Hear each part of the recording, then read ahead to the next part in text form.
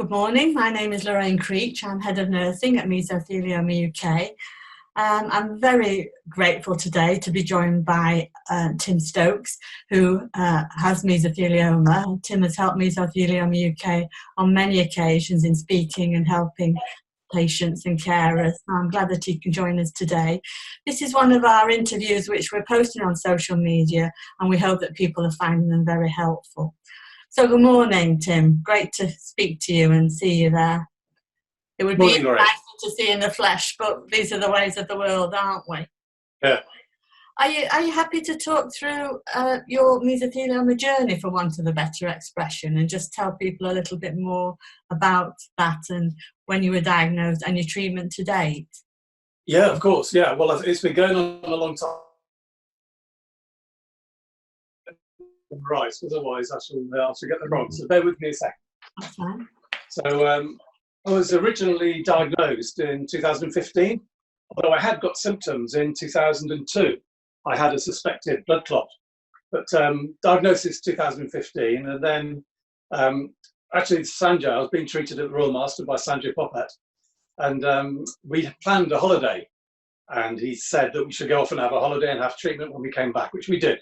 We went off to Vietnam and Cambodia, had a lovely time, came back, and I got stuck into 8 rounds of cisplatin and pemetrexed, and also continued the following year with 30 rounds approximately of Avastin, which I did have growth, although relatively slow. I then went on the Keytruda trial, and I did that for a while, but it was slow progression, but they couldn't say that it was actually doing a great deal for me. And then after that, I went on to carboplatin. I had 6 rounds of carboplatin with pemetrexed, and I had significant reduction then, which is good. And then subsequently, I tried the phase 1 trial on thorium-227, but unfortunately, I had antibodies in my blood, which would have meant that I'd reacted quite nastily to the agent they used to deliver the radioactive isotope to my cancer. So I only had 1 round of that. Then I had a break, and then I went back onto carboplatin and pemetrexed and Avastin, and I did have 5 rounds of that, but actually I got quite sick with that. My hemoglobin went very low, down to around 69 or 65, and I felt pretty wretched at the November meso meeting in Blackpool. So we stopped that, and I had a few blood transfusions, feel a lot better now, as you can probably tell. And I then was due to have some treatment when I came back from holiday. I had a scan, but we decided to postpone it because with lockdown, we wanted to spend some time together and enjoy the weather and the garden before tackling some more chemo. So although I've had growth, 20% roughly at the last scan, I thought even if I get another 20% in 3 months, then I'd rather do that and enjoy some quality time at home with Belinda, because luckily for me, she's working from home. So we've had a lot more time together than I thought I'd have with the disease, truthfully, and a lot more time together than we would otherwise have had if this wretched COVID wasn't around. So there was a benefit to us, I suppose, shielding and spending time together. Mm. You've had really cutting-edge treatment. I think you'd say that, wouldn't you, really? You've been at the forefront of treatment, so that's interesting to hear. How have you found, obviously you said there are some benefits of lockdown, how have you found shielding and what have you? Well, when we came back, we were in Japan, so the news was really CNN. We didn't hear a great deal about the UK, and then we saw the supermarket shelves empty and people fighting over loo roll and stuff, which was weird because in Japan there was nothing like that, but obviously fewer cases. So when we came back here, we were a little alarmed. We had got 1 delivery booked from Sainsbury's, which was our normal delivery for when we came back from holiday. So for a period of time, we couldn't get delivery slots and couldn't get food, but the government actually, because I was on the list, they started delivering food packages. So every Monday we got a box of food, which is brilliant. Once we got on the list with Tesco's and Sainsbury's, we didn't need that. So we've managed to stop those now. But yeah, it was quite strange. We came back home. Heathrow was deserted. It was empty. The motorways were quiet. We drove home. I'd already ordered some things online whilst we were in Japan. So we put up some keep out tape across our front lawn and put a blackboard up to tell people that we're shielding and to keep away. And we put a box at the front so that we ask deliveries to go into that, and then we bring them in, quarantine them for 3 days, wash our hands and disinfect them after we brought them in. So the whole garden area and house is sterile, but we have a routine of taking Sainsbury's stuff and emptying the bags. One of us is dirty, one of us is clean, and we just have a routine for emptying them and putting things away safely. The biggest risk actually is ice cream, because that's to go straight in the freezer. So we thought, we'll take a risk with the ice cream.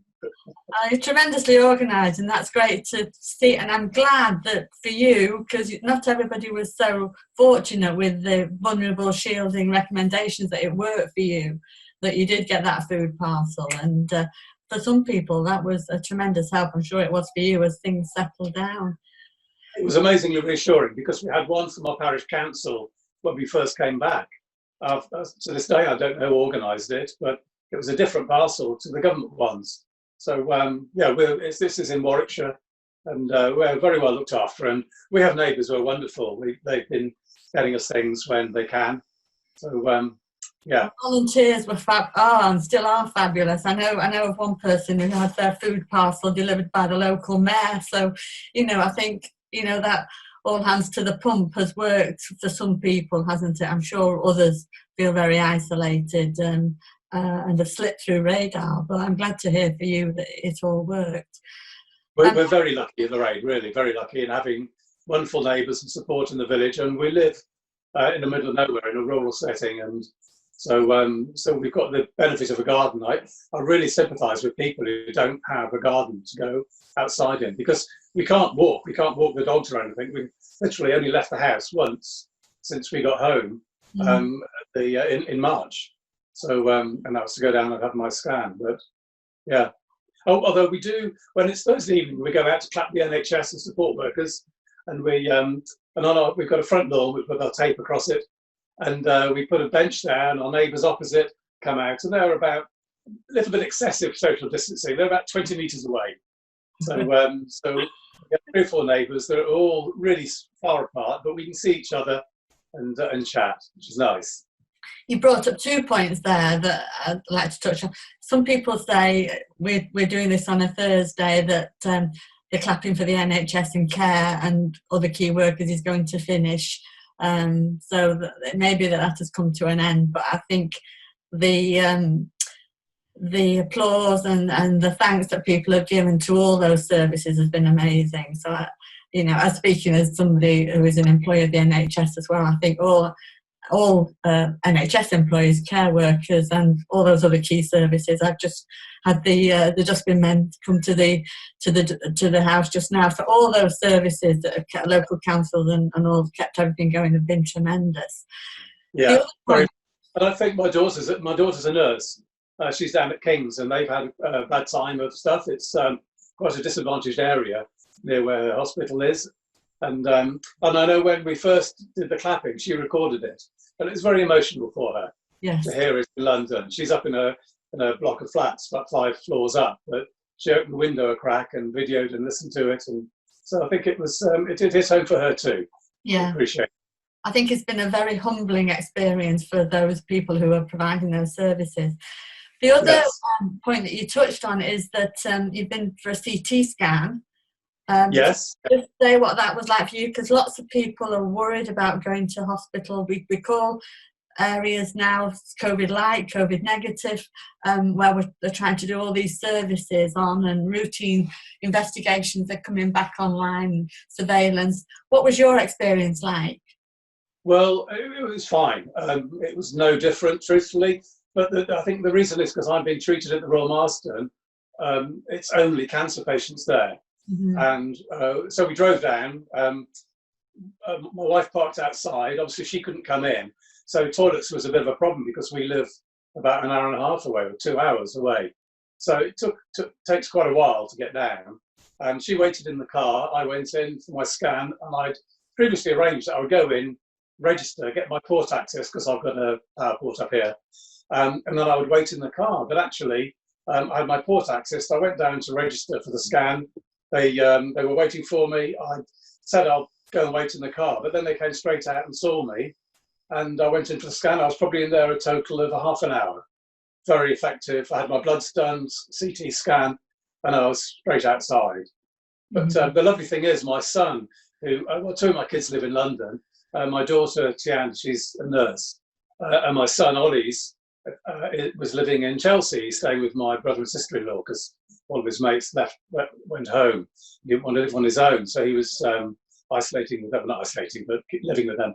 But anyway, he heard that we were out, so he did his exercise that day, ran up the King's Road, and when I got back to the car, my wife was in the car on the phone to my son outside the car, with all the windows and everything shut.